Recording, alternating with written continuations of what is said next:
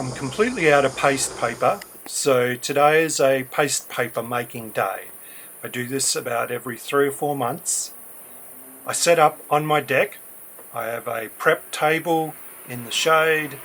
I have the table where I make the paste paper, and then I put a big drop cloth out to put the paste papers to dry on. I start by filling a tub with water where I put paper to get it nice and wet and relaxed. I've seen people just sponge their paper and then let it relax on the bench. I've seen people that just quickly put it into water and then put it on the bench as well. But this is what I do, and it works well for me. This is my paste. It's a 9-to-1 mix. I make it the same way as I make my adhesive paste, just a different ratio. I'll force it through a linen cloth, a light linen cloth, 3 times. Why 3 times? Because that's what I do. I like to end up in my favorite container. I'll put it back in the jar and then clean up all my bowls. I clean up as I go, otherwise at the end of the day it's a huge cleaning job. I'll only use this paste today. Anything left over at the end of the day I throw away. I make it the day before, but if I did keep some to use the next day, I would force it through the cloth again the next day. I've learnt the hard way that if you don't force it through a cloth before you use it each time, you'll end up with little gelatinous blobs in the paste which just ruin the finished papers. Now I have a book where I keep all my samples and inspiration. Whenever I see anything on the Facebook group, We Love End Papers, for instance, I'll print it out and put it in this book. And each time I make paste papers, I'll try and experiment with a new design. For every half cup of paste, I'll use at least 2 tablespoons of heavy body acrylic. This is just a cheap acrylic that I've got from the cheap store, and I will mix it till I get a colour that I like. And if you end up adding more pigment, then that's fine. So I work on a big sheet of Perspex, and I have all these different combs that I've made and collected. They're mostly made out of tile adhesive spreaders that I've cut to different lengths and adjusted the size of the teeth. I'll have a heap of sponges, I've got a heap of brushes. There's my favourite brush. There's a new brush that I haven't tried. That big brush, the big thick one, is used for stippling. And then all my sponges. I'll keep 1 sponge clean and my 2 dirty sponges. Get everything nice and wet, especially your brushes, otherwise they won't clean up nicely.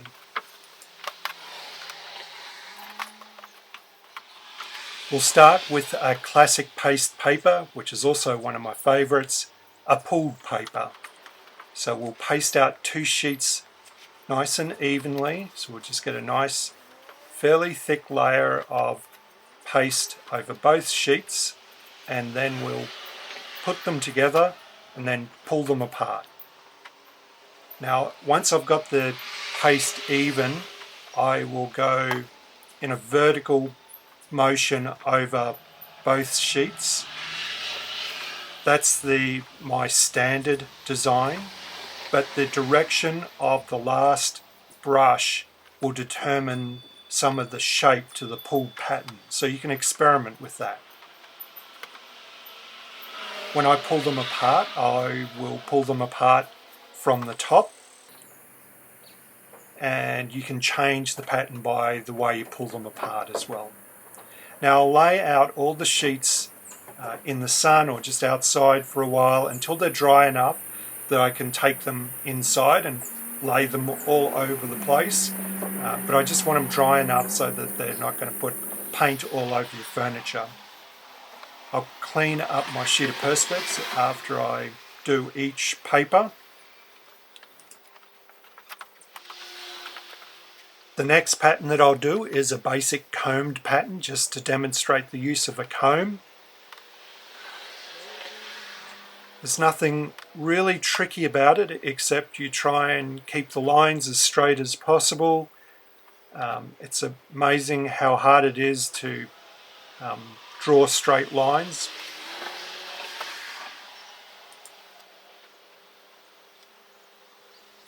I quite like these simple crossed patterns, and I normally start each colour by doing a couple of pulled papers, then some simple comb designs, and they're sort of warm-ups for my day before I start getting into more complex designs.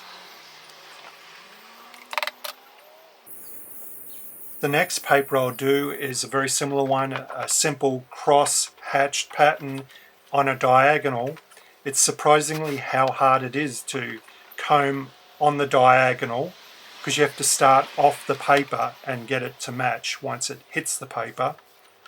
Deborah Evetts has a neat trick where she has a sheet of mylar on top of her perspex or whatever her surface is, and she has big black lines drawn on the sheet of mylar, so she's got some guidelines to help with that alignment process.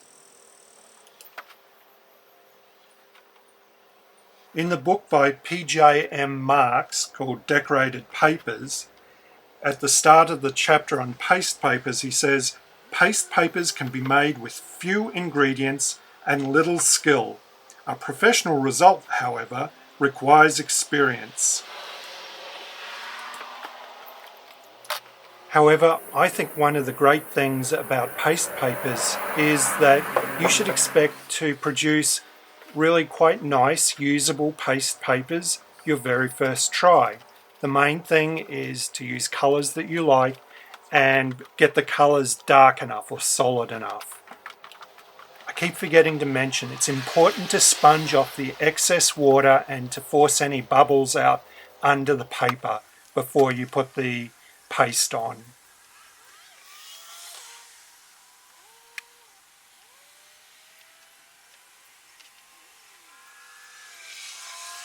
And in terms of colours, just use colours that you like.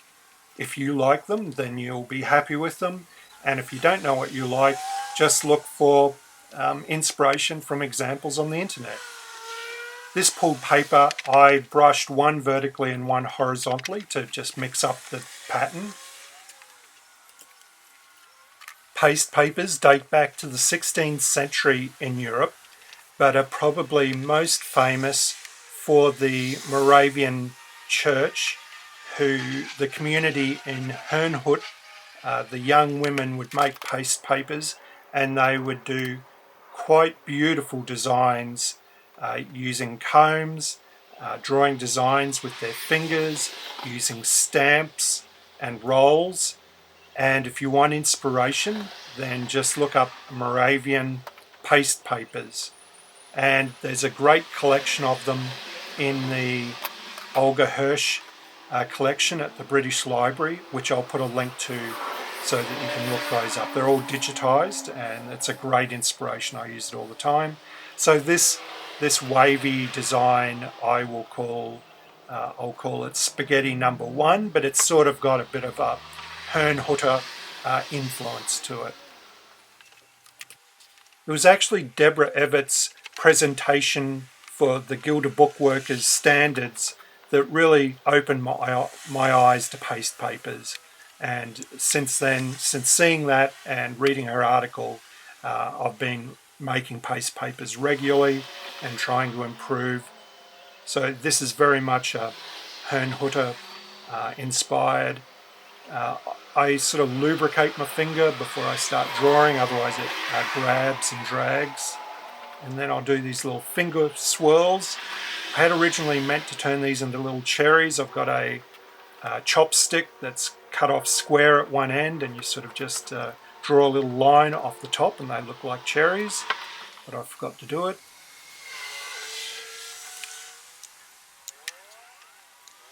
And this next one I'm going to call this Spaghetti Number 2.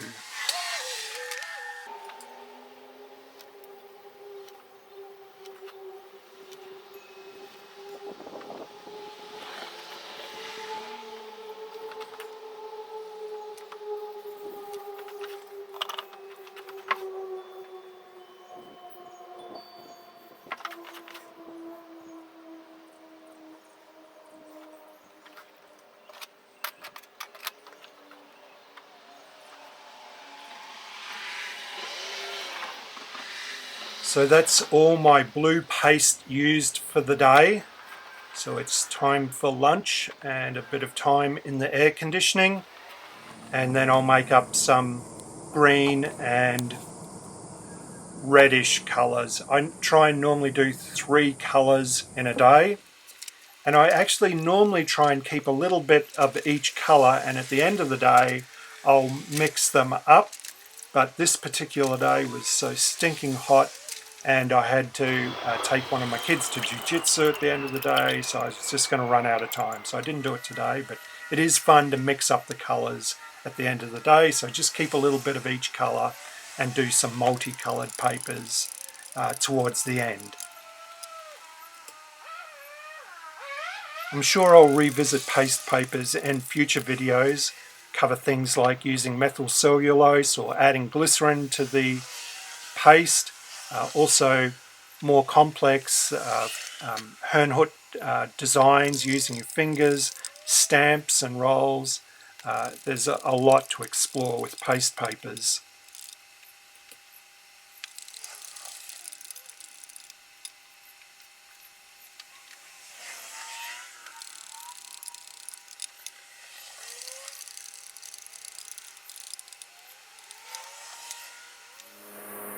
I had to move the table to stay out of the sun. In the background you can see our creek, or you can sort of see the creek. It's hard to imagine that 3 weeks ago that it was bone dry and there was nothing green out there. It was all just brown, looked like dead grass. Grass is an amazing thing, the way it springs back with a bit of rain. This next pattern is one of my favourites. It's a fake combed marble. It looks best in this red ochre, though it looks even better if you add a few lines of different colour with it. My favourite pattern is actually finer than this, or the sort of loops are closer together, but I was experimenting a bit, which is what you do with paste papers. You experiment and see what happens. The next pattern I'm going to do, I'm going to fold the paper to make a pulled paper, but because I'm folding it, I'm going to get a book matched pattern. I'm also going to pull away from a corner to try and get a radial pattern. Now the paper I'm using is long grain. It's about 100 GSM. It's some old stock. I don't know what the brand is. But it's sort of a heavy bond paper. I've also used Permalife quite a bit, which works well. So you want a sort of a heavy, strong paper. This design would work better with a short grain paper because of the long grain, so it's sort of tall and narrow. It's hard to get the radial pattern.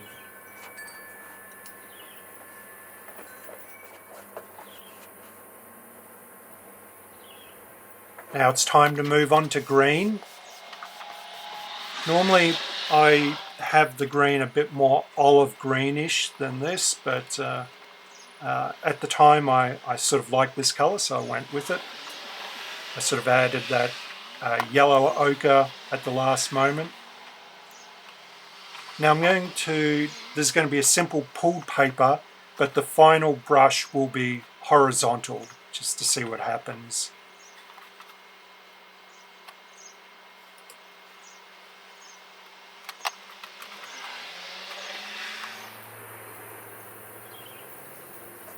So it's common to build up your designs. You start with the background pattern, which could be just the straight brushed pattern that you can see there, where the brush strokes show up.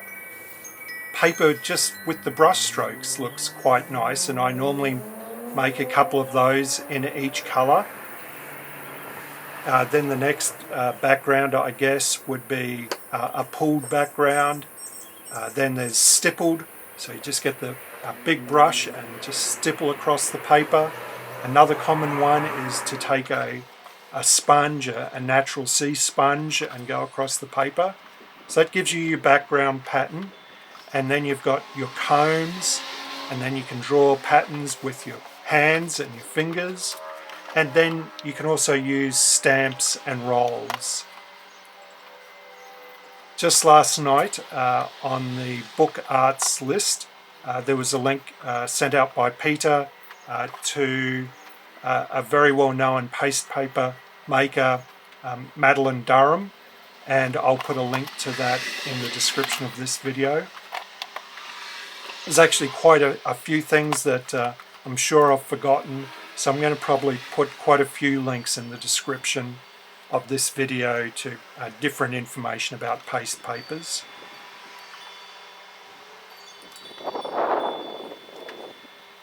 This day turned out to be a stinking hot day with very high humidity, and the wind started to pick up in the afternoon, which was starting to blow my papers around, which I wasn't very happy about, and that's why you can hear the wind chimes starting to pick up. So I'm starting to run out of green, but there's one more experiment I wanted to do, and that is to do a pulled paper, but to try and draw a pattern through the two papers while they are together.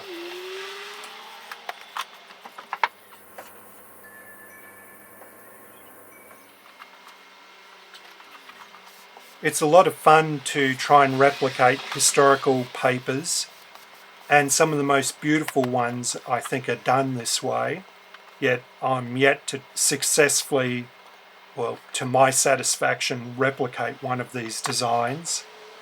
This one is sort of an attempt at a fish scale type design. Probably would have been better in the blue, but it's okay. The variable I think I need to experiment more with is the thickness of the paste. I think the paste I'm using is a bit on the thick side, but generally when I have tried to thin it, I haven't been happy with those results either.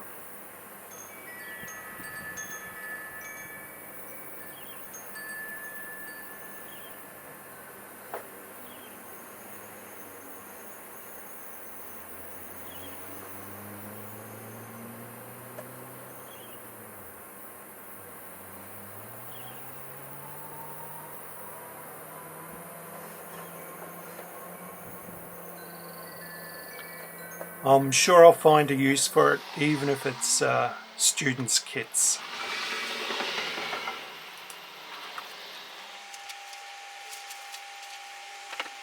So while the paper still has some moisture in it, but it's dry enough that they won't stick together, I'll put them together in batches of about 10 between blotters and put them between boards. If you don't have a nipping press, then you can just put some bricks on it and leave them overnight and they'll flatten out nicely.